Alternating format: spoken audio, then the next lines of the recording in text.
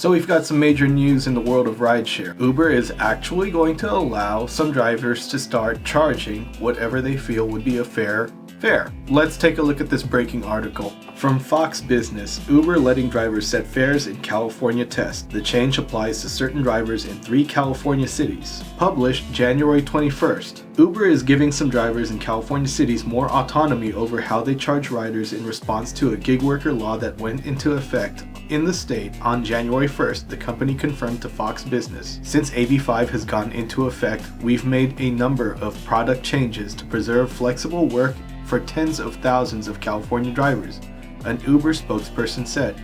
We're now doing an initial test of additional changes, which would give drivers more control over the rates they charge riders. Uber drivers carrying passengers at 3 airports in Santa Barbara, Palm Springs, and Sacramento will be able to set fares up to 5 times higher than Uber's original rate. Uber could roll the feature out statewide, the person involved in development said. The feature lets drivers implement fare hikes in 10% increments, but drivers with the lowest prices will be matched with riders first. Uber has made other changes because of AB5, including letting drivers see riders' final destinations instead of picking them up without knowing where the ride would end. Copy error. The new law, Assembly Bill 5, would require many businesses to treat their gig workers as W-2 employees. Uber and Postmates, a tech company with a similar business model, filed a lawsuit over AB5 earlier in January in an effort to block the law. The International Teamsters Union accused Uber and Postmates of waging war on working people because of the lawsuit. This recent lawsuit filed by major corporate interests seeking to invalidate AB5 is the most recent demonstration on the war that is being currently waged against working people in our country, Teamsters International Vice President Ron Herrera said in an official statement. The companies say the law is irrational and vague. State legislators had the opportunity to expand benefits for hundreds of thousands of independent workers in California,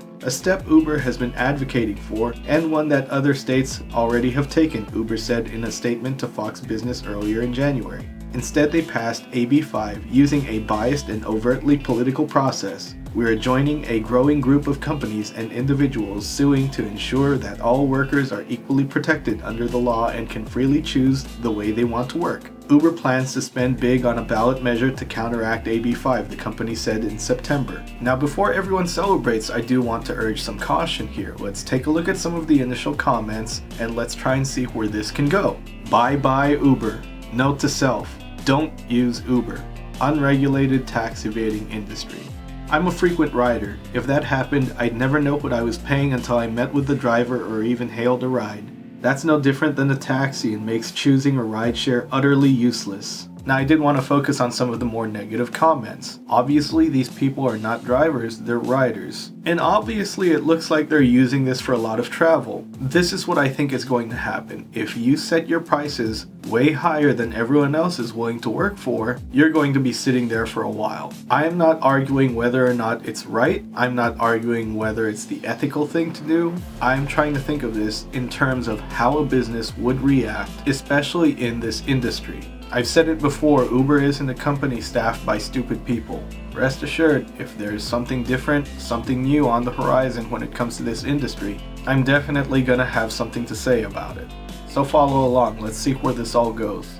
If you're heading out to work, stay safe, be good, do well, let's go make some money.